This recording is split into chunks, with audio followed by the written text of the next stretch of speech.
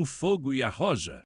Setembro de 2019. Maceió sufocava sob um céu cinza, daquele jeito que só o Nordeste sabe fazer, úmido, pesado, como se o ar fosse sopa de peixe. Eu, Zé Maria, vendedor de colchões na Estrada do Coco desde que me entendo por gente, não acreditava em milagre. Não depois do que vi minha mãe passar. Não depois de queimar aquelas novenas no quintal, uma a uma como se fossem folhas secas de coqueiro. O primeiro sinal veio com a tosse.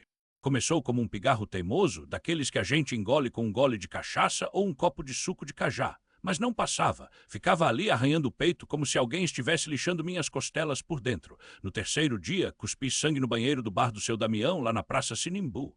O espelho me devolveu um rosto pálido, os olhos fundos como buracos de caranguejo. Isso não é nada, Zé. É só o tempo seco, menti para mim mesmo, enxugando a boca com o dorso da mão. Mas eu sabia, meu pai tinha morrido assim, cuspiço e ossos aos 48. Eu tinha 42. A ciranda não parava, mas minha vida sim. Maceió é uma cidade que dança mesmo quando chora. Naquele sábado, o grupo de ciranda da Dona Marluce desfilava pela Rua do Sol, tambores batendo forte, saias rodando, vozes cantando, ô ciranda, cirandeira, quem não dança não é de lá. Eu deveria estar lá, vendendo colchões na feira, como sempre. Em vez disso, estava no Hospital do Câncer, ouvindo o médico dizer que o nódulo no meu pulmão era suspeito. Suspeito de quê, doutor? De me matar. Ele não riu, só balançou a cabeça como quem já viu demais. Queimei a última novena naquela noite. No quintal da minha casa, na Estrada do Coco, onde o mato ainda resiste entre os barracos, acendi um fogo com papel de jornal e joguei a imagem de Nossa Senhora Aparecida nas chamas. Não era ódio, era desespero. Se existe, me prova, se não, me deixa em paz. O fogo lambeu a papelada e, por um segundo, juro, vi os olhos da santa brilharem antes de virarem cinza. Ri sozinho, amargo. Até isso é ilusão. O segundo sinal veio com o homem do chapéu. 2 dias depois, um sujeito magro, de chapéu de palha surrado, apareceu na minha barraca de colchões. Não queria comprar nada, só ficou olhando para mim com uns olhos claros que pareciam furar a alma. Você tá com medo, Zé Maria? Quem é você, seu louco? Sou o que sobrou quando a fé acaba, e vou te dizer uma coisa, você não vai morrer desse câncer. Rir foi minha primeira reação. Depois quis bater nele, mas o homem só sorriu, tirou um rosário do bolso e jogou em cima do colchão ortopedic Premium que eu estava tentando vender havia 3 meses. Reza isso 3 vezes ao dia, não por você, por ela. Por quem, seu maluco? Pela mulher que você queimou. E foi embora, se perdendo na multidão da feira da produção, entre cheiros de tapioca e peixe frito. A terceira noite foi a pior. Acordei sufocando, como se alguém tivesse jogado areia nos meus pulmões. O suor colava a camisa no corpo e a dor era uma faca quente cravada nas costas. Tosse, sangue, mais dor. Caí de joelhos no chão de cimento e foi ali, entre lágrimas e xingamentos, que peguei o rosário. Não sabia rezar, nunca tinha aprendido, mas as palavras vieram sozinhas, como se alguém as sussurrasse no meu ouvido. Santa Maria, Mãe de Deus, rogai por nós, pecadores. E então o cheiro de rosas. Não tinha rosas na minha casa, não tinha flores nenhuma, mas o aroma encheu o quarto, doce e forte, como se alguém tivesse esmagado pétalas bem ali ao meu lado. O milagre ou a loucura aconteceu no dia seguinte. O exame de biópsia deu negativo. Como assim negativo? Ontem o senhor disse que era câncer. O médico, um baiano sério chamado Doutor Ribeiro, coçou a cabeça. Zé Maria, eu não entendo. O nódulo sumiu. Não tem mais nada. É como se alguém tivesse apagado com uma borracha. Saí do consultório tonto, com o papel do exame na mão, o sol batendo forte na minha nuca. Na rua, a ciranda dos milagres. A ciranda já estava a todo vapor na Praça Dom Pedro II quando eu saí do hospital, o papel do exame amassado no bolso da camisa. O som dos tambores e das vozes cantando ó cirandeiro, ciranda, ciranda quem não sabe dançar, sai da roda maninha, misturava-se com o cheiro de tapioca frita e coco verde. Maceió em setembro é assim, um calor úmido que gruda na pele, mas o povo não para. Especialmente quando tem festa de Nossa Senhora Aparecida se aproximando. Eu devia estar comemorando. O câncer tinha sumido, como se nunca tivesse existido, mas em vez de alívio sentia um frio na barriga, porque eu sabia o que tinha feito 3 noites antes. 3 noites antes, eu tinha queimado a novena no quintal. Não foi por ódio, foi por desespero. Tudo começou quando o doutor Ribeiro me deu o diagnóstico, câncer no pulmão esquerdo, estágio avançado, 6 meses no máximo. Eu ri na cara dele. 6 meses, eu tenho 38 anos, doutor, sou vendedor de colchões na Estrada do Coco, corro atrás de cliente desde os 15. Não tenho tempo para morrer, não. Mas o riso secou quando vi o exame, uma mancha escura como uma sombra de morte dentro do meu peito. Naquela noite, cheguei em casa a um barraco de 2 cômodos no loteamento São Jorge, onde o asfalto acaba e a lama começa, e encontrei minha mãe ajoelhada diante do altarzinho de Nossa Senhora Aparecida. Velas acesas, rosário nas mãos, murmurando preces como se fossem feitiços. Mãe, pelo amor de Deus, para com isso. Rezar não vai curar nada. Ela me olhou com aqueles olhos que já tinham visto muita fome e mais fé ainda. Zé Maria, você acha que foi à toa que te batizaram com o nome dela? Nossa Senhora nunca abandonou esta família. Mas eu tinha abandonado ela. Aos 12 anos, depois que meu pai morreu afogado tentando pescar lagosta para vender, o mar em Maceió é bonito, mas traidor, eu jurei que não ia mais pedir nada a santo nenhum. Se Deus é tão bom, por que deixou meu pai virar comida de peixe? Minha mãe chorou, mas não discutiu. Só continuou acendendo velas. Agora, com o câncer me comendo por dentro, a raiva voltou. Peguei a novena que ela tinha deixado na mesa, aquelas folhinhas baratas com a imagem de Nossa Senhora, cheirando a papel velho e incenso, e levei para o quintal. Acendi um fósforo. Se você existe, me prova, se não, queima junto. E joguei a novena no fogo. O cheiro de papel queimando subiu, misturado com o vento salgado que vinha do Pontal da Barra. Minha mãe gritou algo, mas eu entrei em casa e tranquei a porta. Não queria ouvir. Mas alguém ouviu. Na manhã seguinte, acordei com o cheiro de rosas. Não tinha rosas na minha casa, não tinha flores nenhuma, só o mato alto no quintal e o lixo que o vento jogava da rua. Mas o aroma encheu o quarto, doce e forte, como se alguém tivesse esmagado pétalas bem ali ao meu lado. É o cheiro da morte, pensei. Os livros dizem que os doentes sentem isso antes de morrer. Só que eu não morri. E no dia seguinte, o câncer tinha sumido.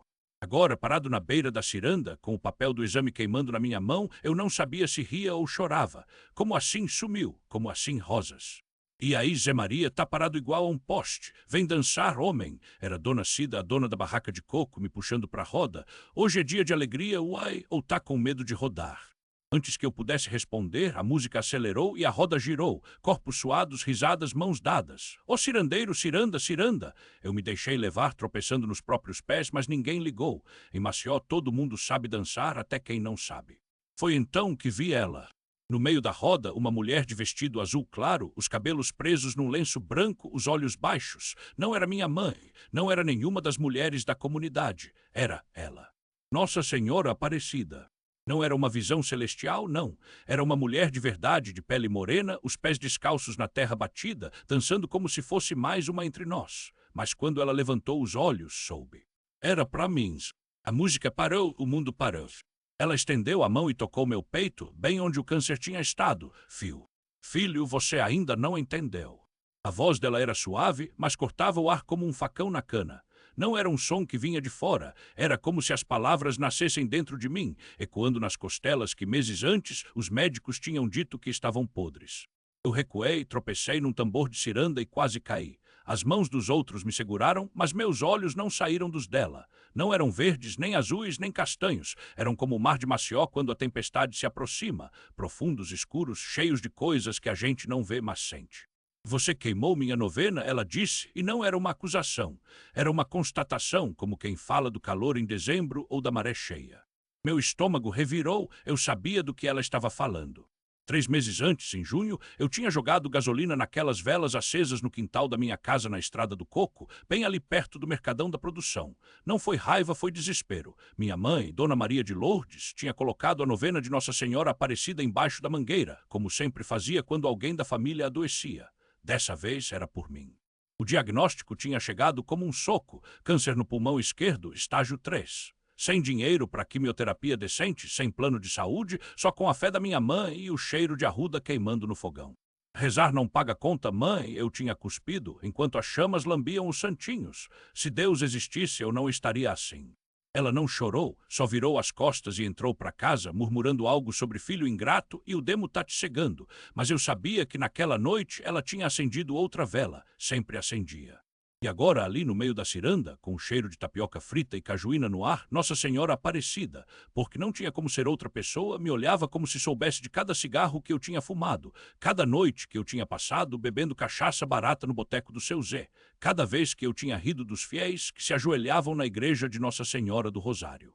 Você achou que o fogo apaga a fé? Ela perguntou, e sua mão ainda estava no meu peito. Não doía. Pelo contrário, era como se algo gelado e suave estivesse dissolvendo a pedra que eu carregava lá dentro desde o diagnóstico.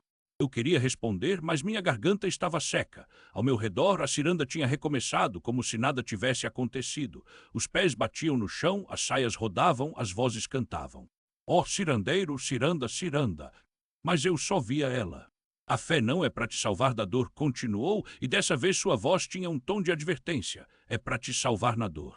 E então ela sorriu. Não era um sorriso de santinha de gesso, era o sorriso de uma mãe que já viu o filho cair e sabe que ele vai se levantar. Ou não. Você tem 3 dias, disse. 3 dias para escolher, ou você volta para a igreja e pede perdão de verdade, ou o câncer volta, e dessa vez não vai ter milagre. Ela virou as costas e se misturou na roda, como se nunca tivesse estado ali. Eu gritei, ou pelo menos achei que tinha gritado, mas minha voz se perdeu no som dos tambores. 3 dias depois. Eu estava no banheiro do hospital Santa Marcelina olhando no espelho. Meu rosto estava mais magro, os olhos fundos. A quimioterapia tinha me deixado fraco, mas os exames de ontem tinham mostrado algo impossível, remissão total. O tumor tinha sumido. Os médicos coçavam a cabeça, falavam em erro no laudo e casos raros, mas eu sabia. Tinha sido ela. Mas eu não tinha ido à igreja, não tinha pedido perdão, não tinha feito nada do que ela tinha mandado. E agora, enquanto a água fria escorria pelo meu rosto, eu sentia algo estranho no peito novamente. Uma dor surda, como se uma mão invisível estivesse apertando meu pulmão. Maldita seja, murmurei, secando o rosto com a toalha. Foi quando ouvi o barulho. Um estrondo seco como um tiro, depois gritos. Corri para fora do banheiro e vi 2 homens encapuzados, armados, empurrando enfermeiras para o chão. Um deles seguiu em direção à farmácia do hospital. O outro ficou na entrada, a arma tremendo em suas mãos.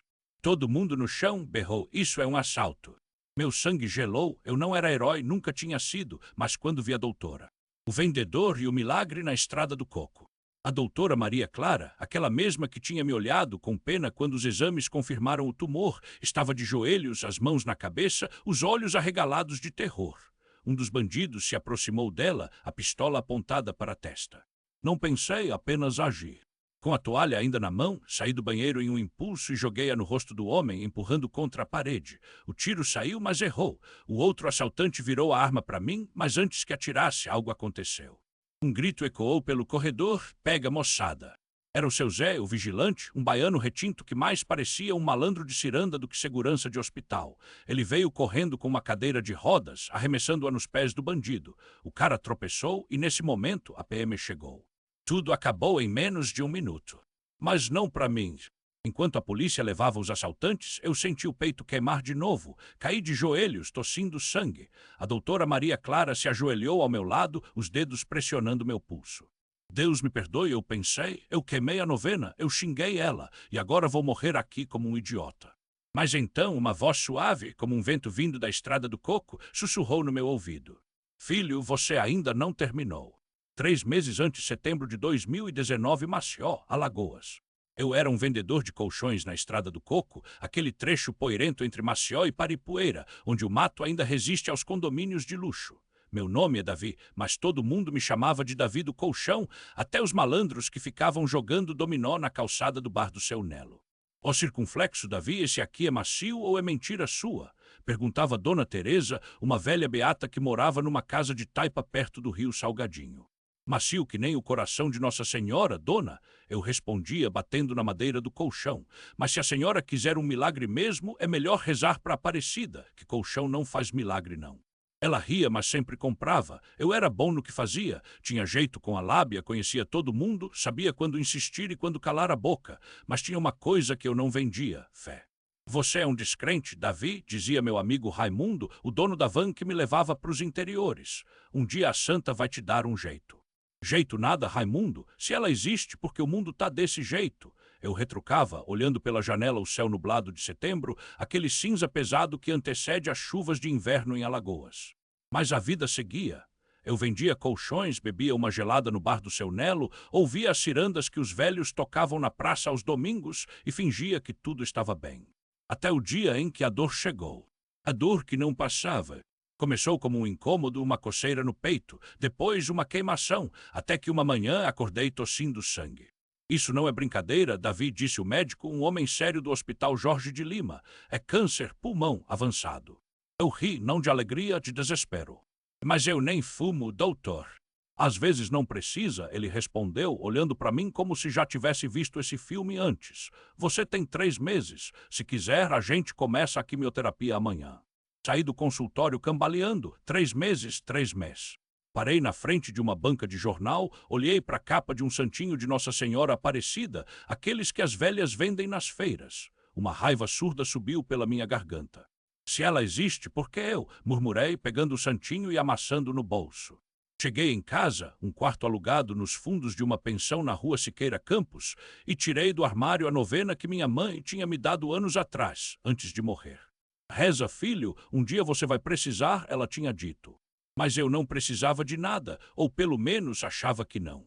Peguei a novena, um livrinho desgastado com a imagem de Nossa Senhora na capa, e fui para o quintal. Acendi um fósforo. Se você existe, me prova, falei. O fogo que não queimou. O papel pegou fogo rápido, como se estivesse esperando por isso. As chamas dançaram, lamberam as bordas da novena e subiram em espiral, carregando cinzas para o céu nublado de setembro. Eu assisti cruzando os braços, sentindo o cheiro de queimado misturado com a brisa salgada que vinha do Pontal da Barra. Se existe, me prova, repeti mentalmente, enquanto as últimas páginas viraram carvão. Mas o vento mudou, uma rajada forte jogou as cinzas quentes contra meu braço, queimando a pele. Xinguei, sacudindo a manga da camisa. Foi então que ouvi o barulho. Um estalo seco, como se algo tivesse se partido dentro do meu peito.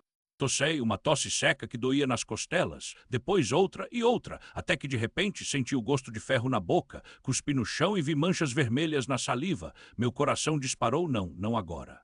Corri para dentro de casa, peguei o celular e liguei para o doutor Lima, o clínico geral que me atendia no posto da levada. Ele atendeu com a voz grossa, como sempre. Tá com essa gripe de novo, rapaz? Toma um xarope para defumar esse cigarro de palha que você vende na feira.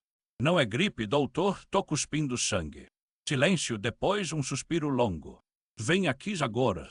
O consultório cheirava a álcool e desinfetante. O doutor Lima me olhou sério depois do raio-x, coçando a barba branca enquanto seguira as linhas escuras no exame. Câncer Moisés no pulmão esquerdo, avançado. As palavras bateram em mim como uma onda da maré cheia. Câncer. A palavra soava estranha, como se fosse para outra pessoa. Eu que vendia cigarro de palha e cachaça artesanal nas barracas da Estrada do Coco, que ria dos fiéis que acendiam velas para a santa na igreja da Pajuçara. Eu que tinha queimado a novena da minha mãe como se fosse lixo. Quanto tempo? Perguntei a voz rouca. 6 meses, no máximo. 6 meses, o tempo de uma ciranda na praia, de uma festa de São João, de um verão inteiro vendendo mercadoria para turista. 6 meses para arrumar as contas com Deus.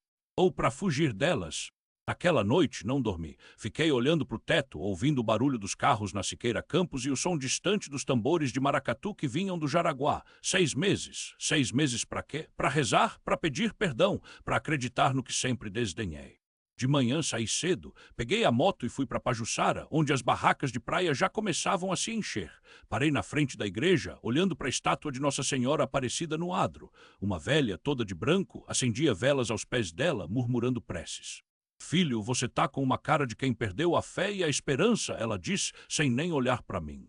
E se eu não tiver mais tempo para recuperá-las? Ela sorriu, os dentes amarelos pelo tempo. Deus não marca hora para milagre, moço. Ele só espera a gente parar de correr. Não respondi, mas quando ela me ofereceu um santinho novo, dessa vez eu não amassei, guardei no bolso. Os dias passaram num turbilhão. Comecei a vender menos, a ficar mais em casa, a evitar as festas na Estrada do Coco. Até que uma tarde, enquanto tomava uma cerveja na barraca do seu Zé, ouvi um anúncio no rádio. O Hospital do Câncer de Maceió abre vagas para tratamento experimental. Pacientes em estágio avançado podem se inscrever. Meu coração deu um salto. Tratamento experimental era uma chance ou uma armadilha. No dia seguinte, estava na fila do hospital, com o exame na mão e o santinho no bolso. A médica, uma mulher jovem com olhos cansados, olhou para mim depois de analisar os papéis. Você é um caso difícil, Moisés, mas ela hesitou, vamos tentar. O tratamento foi um inferno. Quimioterapia, radiação, remédios que me deixavam fraco como um peixe morto. Perdi o cabelo, perdi peso, perdi as forças. Mas não perdi a esperança. Toda noite, antes de dormir, eu olhava para o santinho e murmurava. Se existe, me ajuda, não para mim, para minha mãe, que acreditou em você até o fim. Até que, 3 meses depois, a médica me chamou no consultório com um sorriso que não era de pena. Moisés, ela apontou para a tela. A compreensão daquele momento me mostrou o valor da persistência.